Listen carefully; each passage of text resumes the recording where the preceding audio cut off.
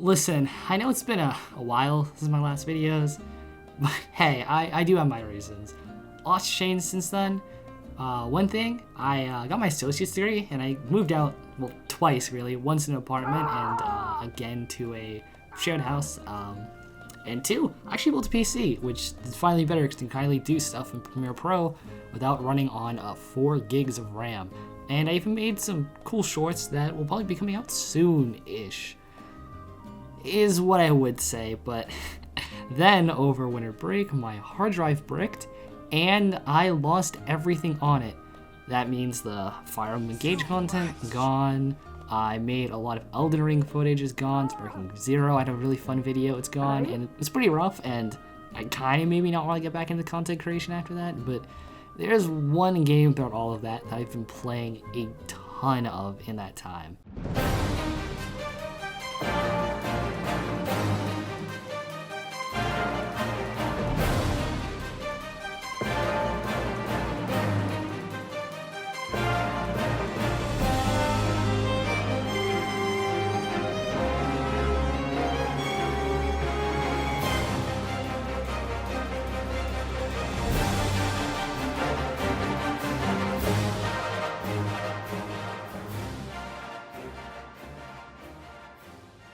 I genuinely might have a problem. I bought the 3 lore books and the whole poster book in the span of like a month. All I can do is talk about this game constantly, and hilariously enough, up until a couple months ago, I never even played the game. For a while, me and my best friend Lucen always joked about playing FF14. We both played and beaten a ton of Final Fantasy games, so eventually it was on our list of games to play. However, we kept putting it off because an MMO is a very big commitment and, you know, life kind of got in the way. However, he started going to the military and I was going off to college. However, last year, during my birthday, he decided to give me the full game up to Endwalker, and he got it for himself for us to play through it together. Oh, and also he gave me Octopath 2, which I still haven't started. And together, a little under a year ago, I started a journey that would change my life.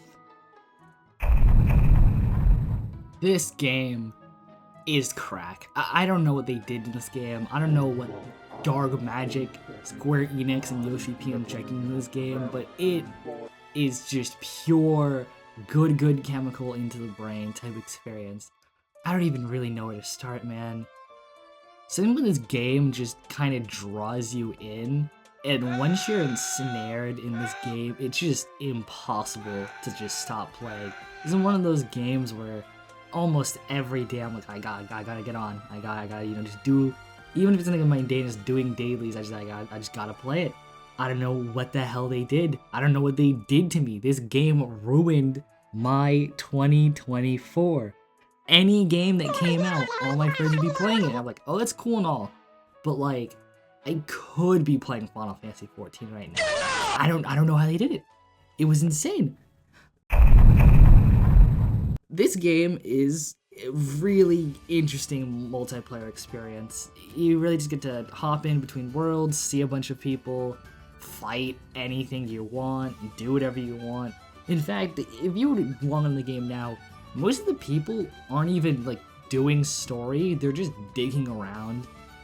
This game, for people who've never seen anything about it, it is a multiplayer MMO game, which means you gotta log in, you gotta pay for a subscription in order to play, but there is a free trial that lets you play up to the level 70 story without actually having to pay a dime, and when I tell you that is so much content, especially compared to how much AAA games would charge for free, is insane.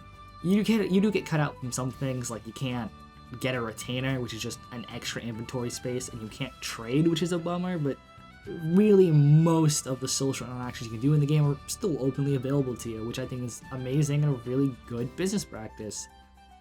I'll get into like the combat of the game, as this is a Final Fantasy game, a little bit later into slightly more depth, but generally it is just, you kind of just click the funny glowing buttons to show up on your screen, and when a giant circle appears, just don't stand in it and you won't die. And that'll get you through like 80-90% of the content in this game. But like, I don't know, man, this shit gets so fun.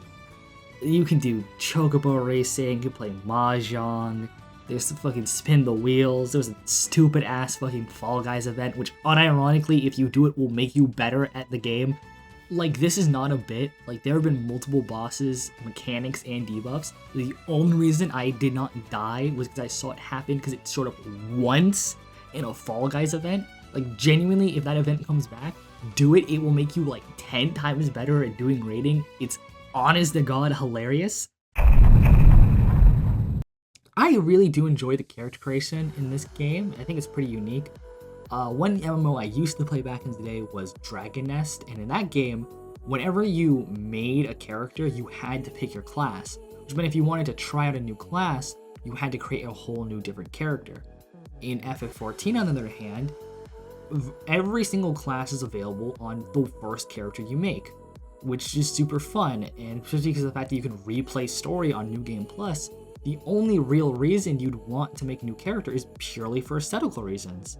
And on the subject of aesthetics, this game lets you customize your Warrior of Light so much. It's super fun every time you obtain new gear, because you immediately can just try to see how your character looks, and with the ability of glamour plates, it doesn't even matter what you're wearing for stats, you can always just try and make your character look as cool as possible, which is super fun. Additionally, for more major things such as the gender or the race you wanted to play as, you can buy them online on the online store called Fantasias, and they let you edit your character. Though, at least maybe when I've started playing it, at least, I believe they've given out a ton of them. For example, when you beat the first expansion of the game, A Realm Reborn, you're given one.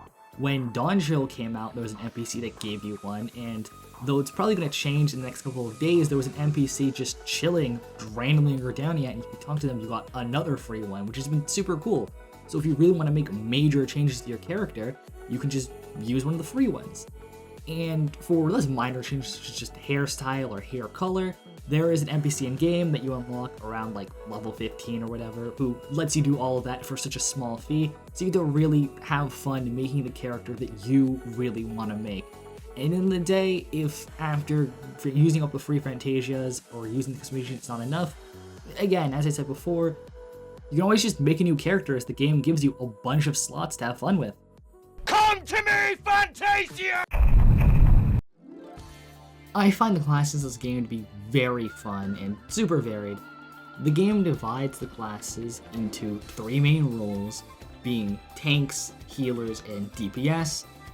Throughout my time playing this game, I found tanking to be the most rewarding, as I have a ton of fun playing all 4 classes, as they each provide a ton of different gameplay styles, and in general I do just like kind of fighting the bosses and taking the brunt of all the mechanics head on.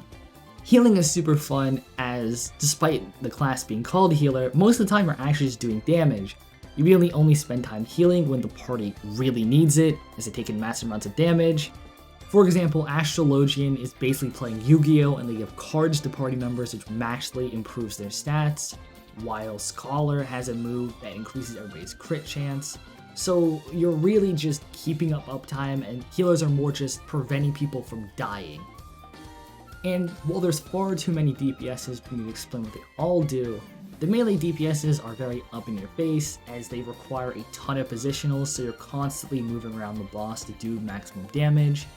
Ranged DPSs play far in the back and provide a bunch of team support, especially my favorite one being Dancer, which applies a ton of buffs to the party.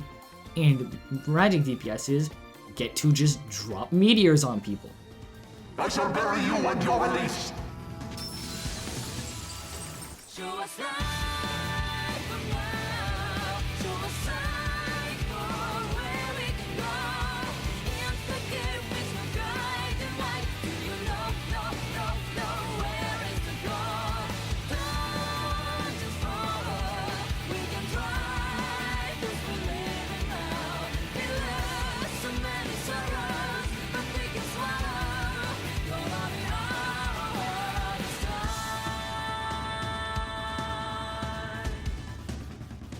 Boss fights in Final Fantasy XIV have you and 7 other players working together to defy the odds.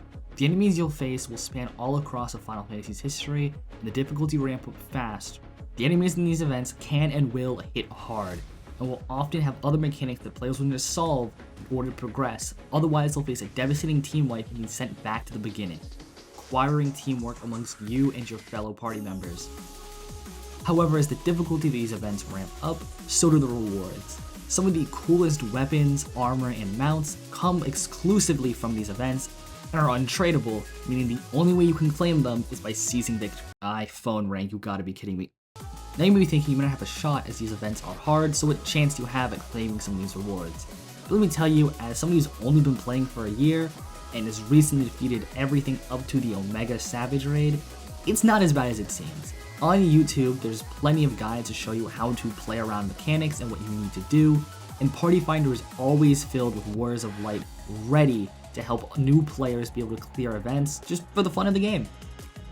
Honestly, the hardest part of doing Extreme, Savages, and even Ultimates is just starting. You might be afraid of making mistakes, but everybody's going to make mistakes, even in the highest of difficulties. What really matters between the first clear and the final clear is just how much you learn. So just do your homework and get in there.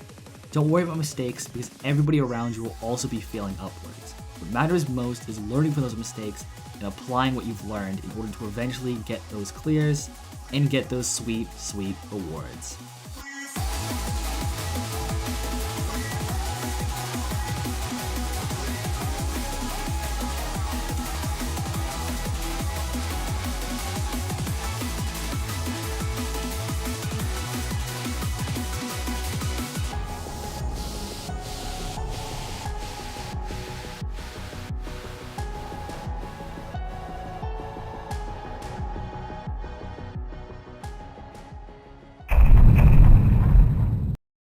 The story of this game is interesting.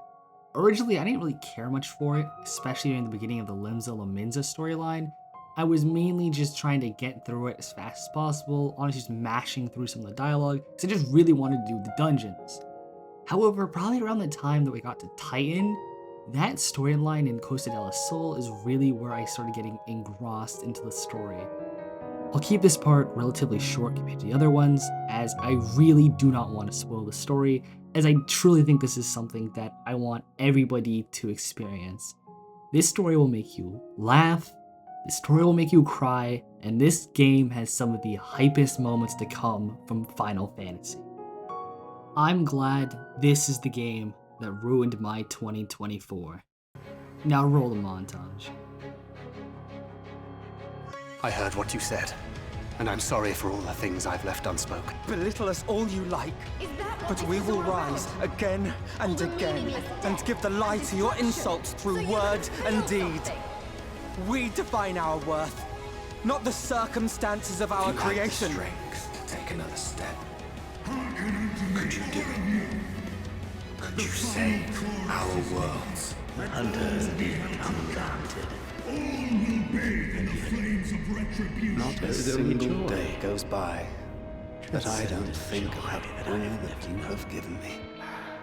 Look at me! I have lived 1,000 of your lives. I have broken bread with you, fought with you, grown ill, grown old, sired children, and yes, welcomed death's sweet embrace. We were just adventurers trying to make our way. An odd job here, a favor there. We never aspired to be warriors of light. The word of our deeds spread, and soon people were calling us heroes. But that is no reason for us to forsake it. I've died before, Albert. I'm not afraid to die again. Stop!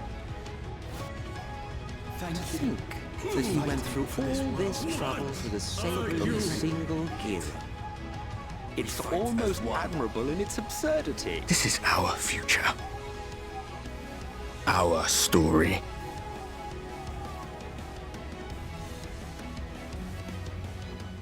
I really hope you enjoyed watching the whole video, and if you did, leave a like and leave a comment down below if you have any tips or anything you'd want to see from me in the future. You can subscribe, as it would be appreciated, but more importantly than following me, I would say follow Soulspace, Arbor, Skyward, and Sage Arts, as each one of them helped me to finish and make this video. Arbiter and Soul have always been phenomenal inspirations to me continue to doing YouTube.